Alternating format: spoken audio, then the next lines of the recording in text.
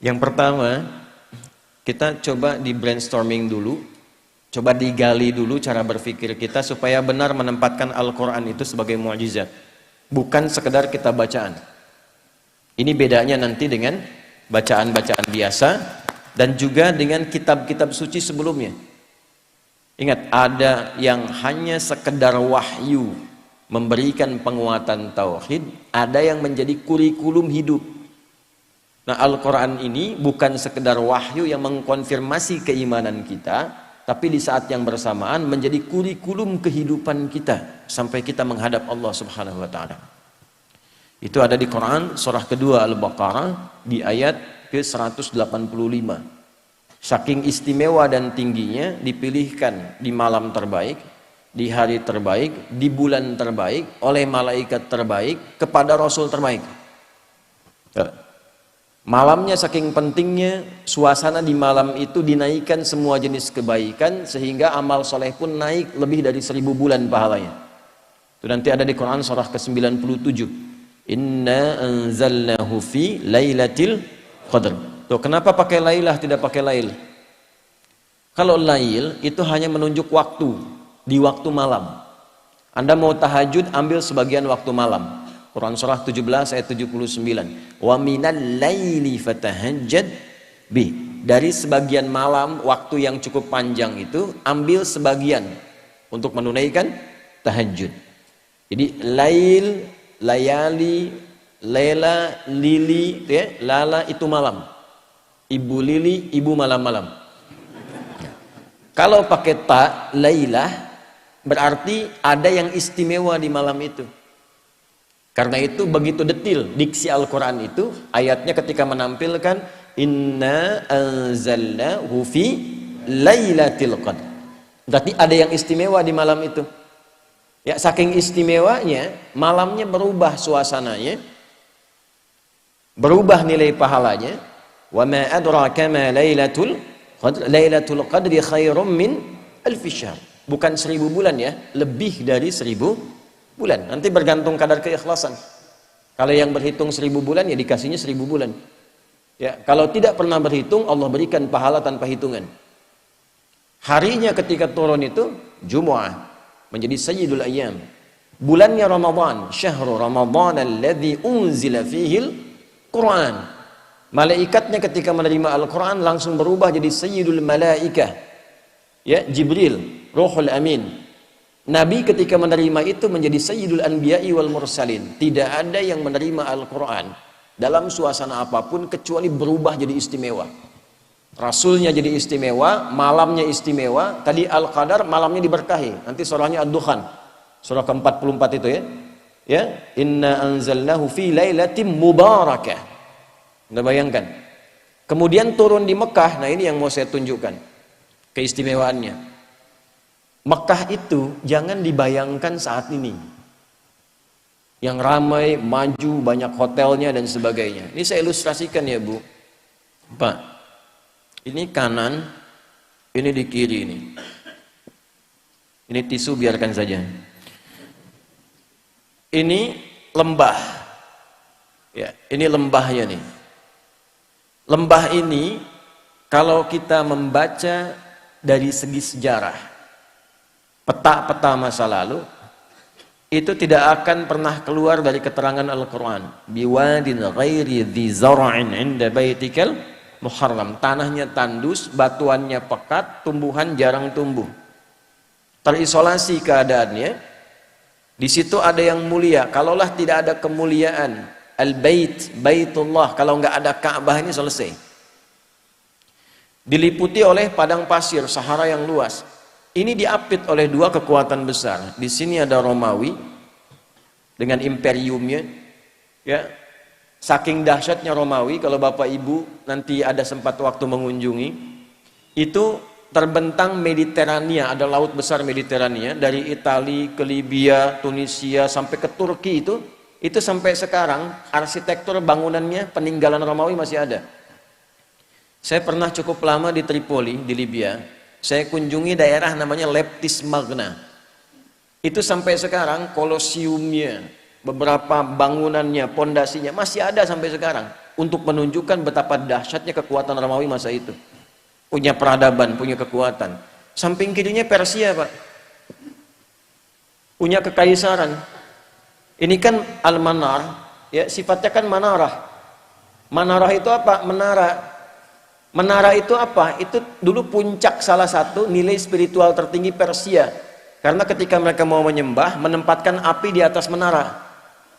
Nanti di era Islam, ketika Islam masuk ke Persia, digantilah, tempatnya tidak dirubah, fungsi tempatnya dirubah. Diganti sebagai tempat azan, untuk menunjukkan bahwa setiap tempat penyembahan itu diarahkan kemudian kepada Allah Subhanahu wa Ta'ala. Singkatnya, di sini ada Romawi, di sini ada Persia. Dua kekuatan besar. Pertanyaan saya, kenapa Qur'annya turunnya di tempat titik yang tadi disebutkan, yang tandus, yang peradaban belum muncul, yang penduduknya sebagian besar pada masa itu banyak yang berbuat kriminal, pemabuk banyak. Ini sering saya informasikan, pemabuk zaman itu yang pemula itu 5 kali sehari, Ustaz. Yang pemula loh, bayangkan yang profesional itu. Kalau ada pencuri, pembegal, itu nggak nanggung, sekampung begal semua. Gifar itu kan kampung begal. Gifar itu kampung begal. Tokohnya Jundub bin Junadah. Jundub bin Junadah itu pemimpin para begal di kampung begal. Ya, nanti kelak masuk Islam, memperkenalkan diri, saya dari kampung begal dulunya.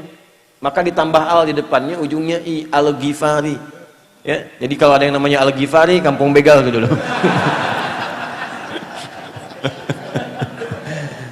Tapi nanti ada nilainya, belum selesai, baru setengah, jangan pulang dulu. Belum selesai.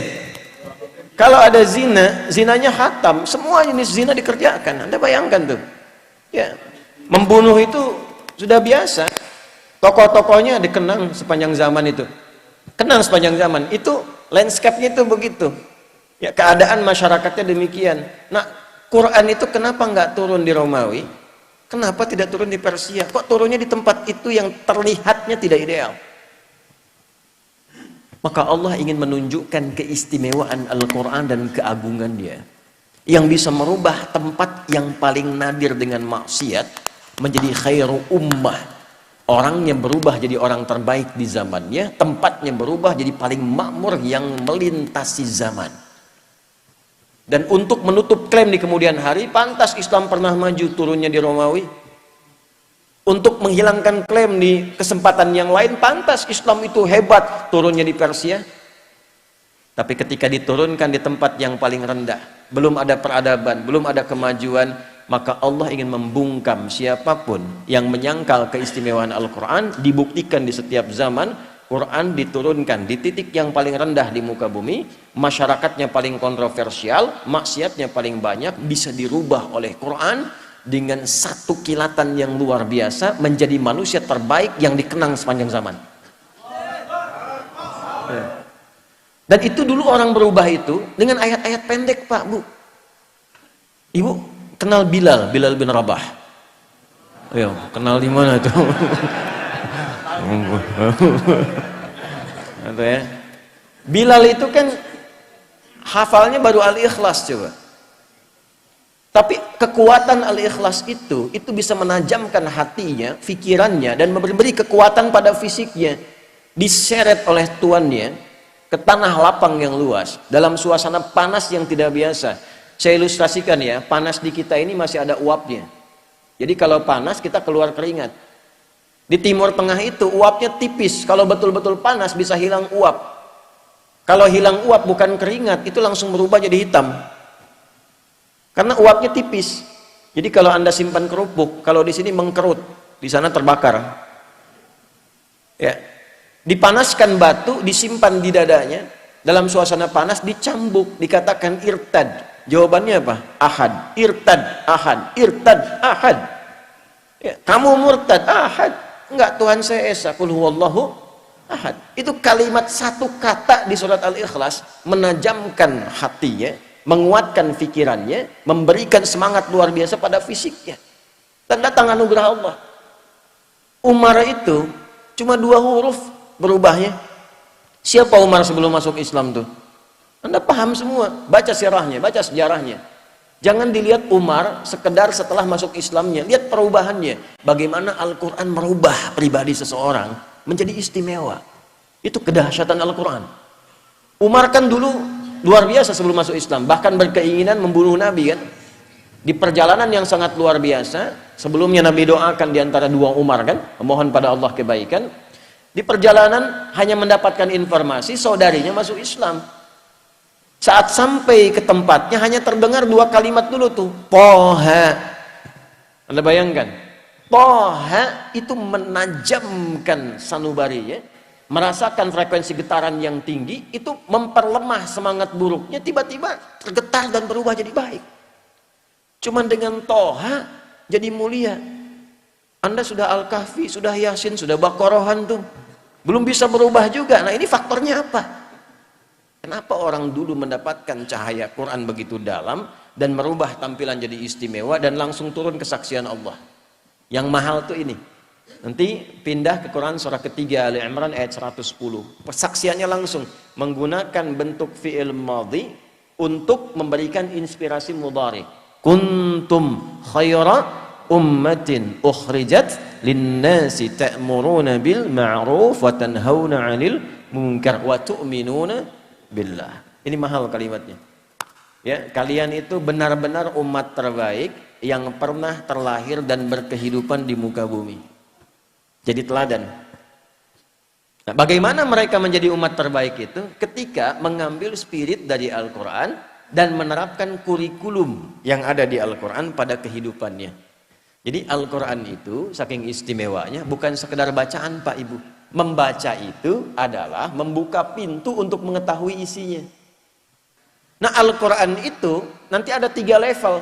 Level bacaan, level pemahaman, level pengamalan. Saat membaca itu untuk tahu isinya, untuk dipahami. Makanya kalimat pertamanya Iqra. Iqra itu belum menuntut paham dari qiraah. Ya, ketika ada qiraati, ada Iqra dan turunannya, kan kita tidak diminta memahami. Di mana-mana orang baca pertama kali itu untuk bisa baca, tidak dituntut paham. Itu hukum standar. Setelah itu memahami. Maka pindah ke tilawah. Tilawah itu, Bapak Ibu sekalian, bukan sekedar baca, tapi membaca, memahami apa yang dibaca.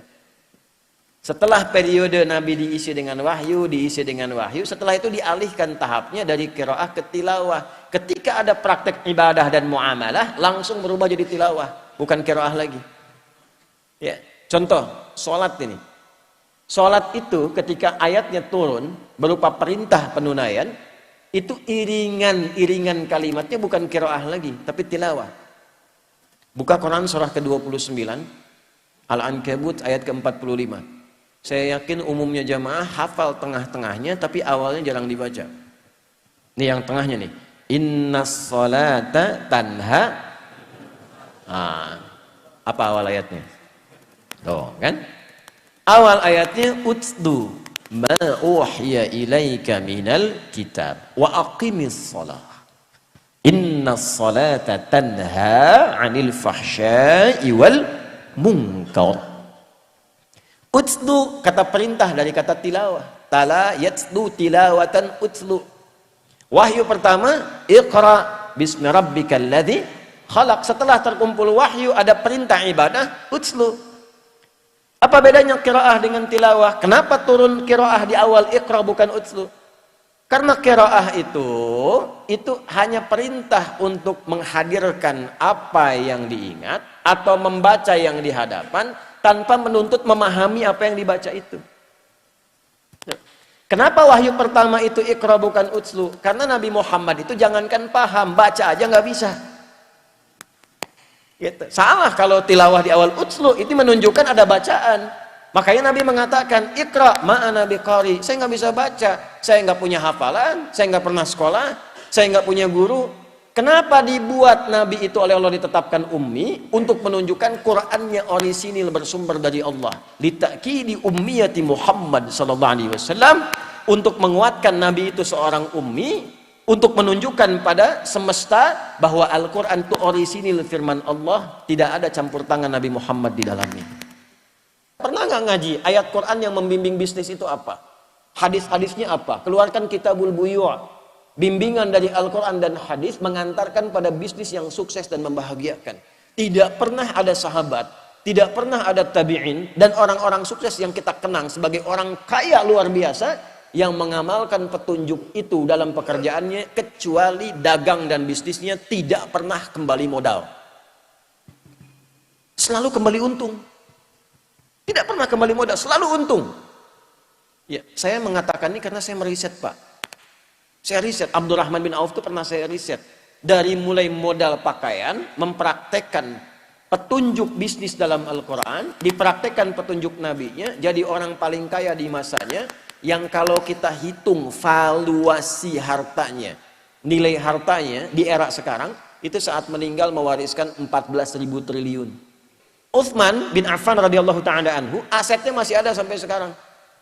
Anda kalau umrah lewat itu, ya, jalur itu pasti melewati satu hotel, warnanya krem, itu tulisannya jelas, wakaf Utsman bin Affan radhiyallahu ta'ala anhu, wakaf.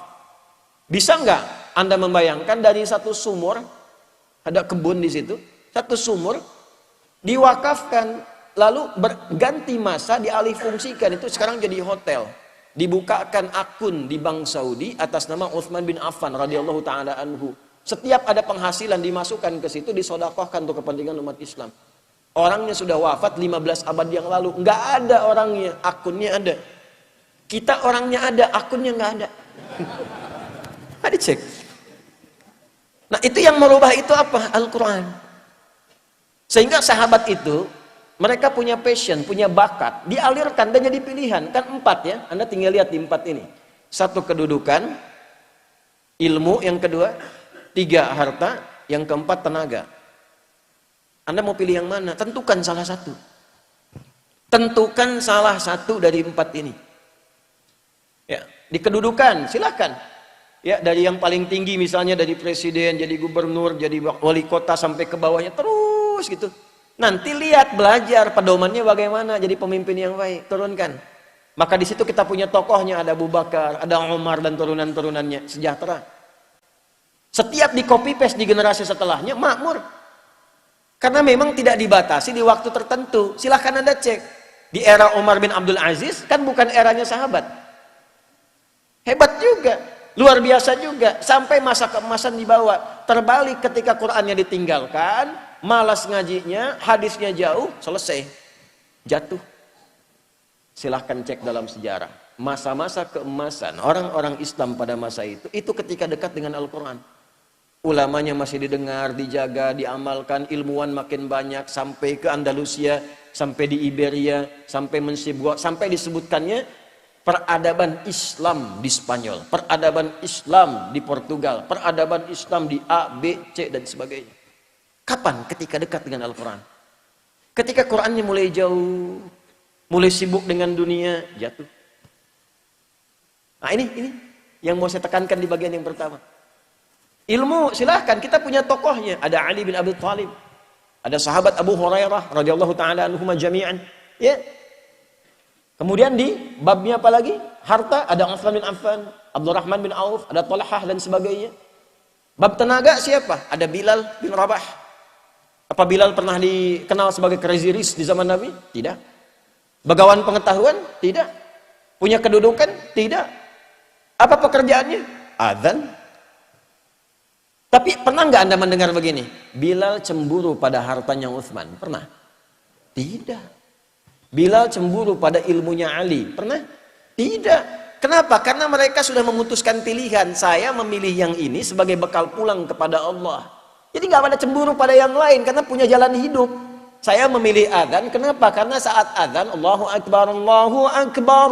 Begitu selesai Nabi komen, aku mendengar suara tapak kaki Bilal itu di taman surga. Dan dari teriakannya itu dipanjangkan lehernya, kata kiasan. Maksudnya diberikan keutamaan dari suara adzannya. Bilal begitu dengar, adzan aja saya udah ke surga. Ngapain saya capek kayak Utsman itu kan? Makanya beliau pilih itu, jadi kebanggaan. Anda bayangkan, setelah Nabi meninggal, itu dikejar-kejar, dicari Pak Bilal ada di mana. Sembunyi mempertahankan passionnya. Sembunyi, ditawari ketua Mahkamah Agung. Tuh. Anda bayangkan? Itu kan penawarannya tinggi, itu hakim agung tertinggi, ditawarin, ngumpet di pedalaman. Akhirnya karena nggak bisa, bagaimana dirayunya? Azan aja deh. Baru mau datang. Jadi, tapi begitu sampai asyhadu anna Muhammad Rasulullah, pingsan. Karena membayangkan kenangan bersama Nabi, membayangkan keutamaan. Ini balik lagi. Jadi kebanggaan. Rizki kan sudah teratur.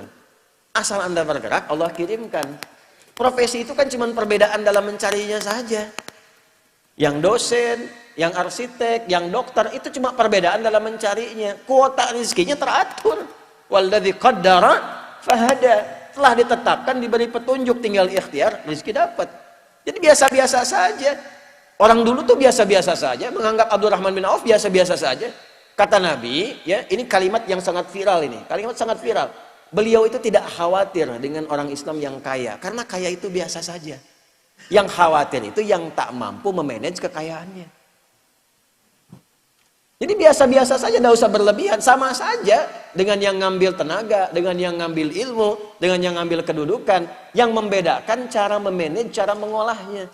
Kalau kita punya fikihnya jadi kebanggaan. Oh, Bapak cuma adzan? Iya. Saya punya sanad ke Bilal bin Rabah. Bacakan hadisnya. Dan itu kan jadi kebanggaan tersendiri. Fikihnya ada, jalannya ada. Nah, ini yang ingin saya tekankan dari nilai-nilai Al-Quran.